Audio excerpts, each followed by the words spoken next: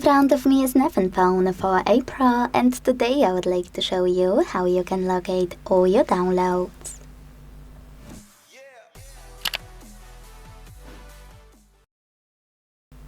First of all, you need to find an app called Files that's already on your Nevin phone and tap on it.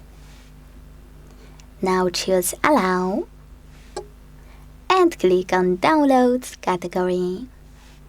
As you can see, all of my downloaded files are over here. Now, to open one, click on it on the left. To manage any file, use those icons at the top right corner or click on those three dots on the right. Thanks so much for watching. If you enjoyed this video, leave a like, comment and subscribe. Bye!